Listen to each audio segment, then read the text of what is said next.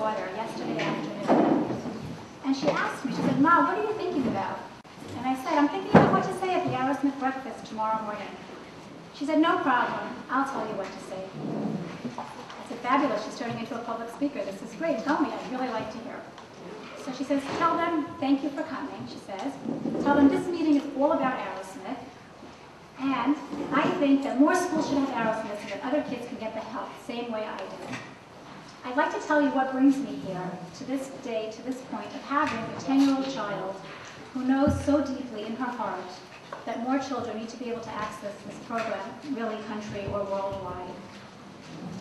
But first, I'd like to do what my daughter recommended and thank all of you for coming on a busy Sunday morning. I'd especially like to thank our host, Rabbi Shmuel Deutsch, Executive Director here at Lake Base Yaakov, for so graciously opening up his building to us this morning. And the parents, the Arrowsmith parents who are here today, whose brainchild actually this morning was. They said to me, "We need to bring this program to the attention of the educators in the community, and especially Rachel Zimmerman, my partner in this venture, who made it her passion and mission to reach out to all the educators in the New York City area and ask them to come this morning." Parents are sitting at that table right there, and they said they'd be happy to answer questions that you have after this morning's breakfast. And we have a teacher here as well, Bracha Newman, who's sitting there, a dedicated, committed teacher, who again will be speaking later on, but also available afterwards to answer any questions. I still like to tell you why I'm here. How did I come to be here? What in life evolved to this point? I actually worked for the Arrowsmith program 20 years ago. I was newly married, I was in graduate school, and I had no concept that I would ever need a program like this. And I lost touch with the Arrowsmith program for over a decade. And about 5 years ago, I got that dreaded phone call from my daughter's pre-1A teacher. She was very concerned. My daughter was very bright, but couldn't learn at all. Wasn't learning the alphabet, wasn't learning the look of the letters, the names of the letters, or the sounds of the letters. Didn't know her friends' names from one day to the next. Didn't remember her teacher's name, and this was already December. And I remember she had had trouble learning her colors when she was younger. There was a significant concern, so that the teacher picked up the phone and called me. And I'm sure in your career as educators, many of you have had to make that difficult phone call to parents over time. And you can imagine how I felt when I hung up that phone. My heart was pounding. But as soon as it calmed down and I started to be able to think, I said, I'm going to call Arrowsmith in Canada. I had remembered what that program had done so many years earlier. And I picked up the phone and I called Arrowsmith in Canada. I reached across the border, they're a Canadian-based program. And I said, help, essentially, what am I going to do? Well, I got lucky. I got incredibly lucky. And what I had found out was that in the intervening years, they developed methodology that allowed the program to be implemented in mainstream schools. Because up until that point, you could only access the program in a laboratory school. But now we have internet, they're able to supervise the program remotely, so now the program is actually implemented in mainstream schools.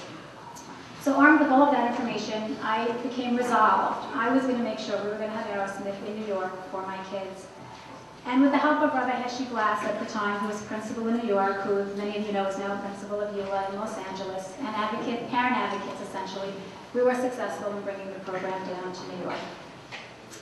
So I've told you that I wanted this program, but I haven't quite told you what this program is and what is it about Arrowsmith that made it so important to me to move heaven and earth really to bring this program down to the United States. Well, it's a cognitive program. It's based on the theory of neuroplasticity. What that means is, simply put, neuroplasticity is that our brains are plastic. They're malleable, they're changeable, we can make changes in the brain. We didn't know that 30, 40, or 50 years ago. And therefore, traditional special education up until this point has been compensatory, essentially. Let's teach to their strengths. Because really we didn't think that we could make any change in our brains after a certain age. We really thought that the brains became very fixed at a very young age. And therefore, all of the traditional education has been, let's teach them strengths, let's work around, let's compensate and accommodate. But that's no longer necessary. We now know that our brains are plastic. We actually can make changes in our brains. And for that reason, and with that knowledge and information, what the Arrowsmith program has done is develop cognitive programs. So they've developed actually 19 cognitive programs over the years that address the wide range of learning problems like dyslexia, auditory processing, fine motor, attention, executive function, all get addressed by this program. The end result is that children are no longer special ed children. They're de-identified. They no longer need resource support, accommodations, or modifications. They have the ability or the capacity to learn. they no longer have the struggle. And I'm sure you would all know that means that they have a very different future ahead of them.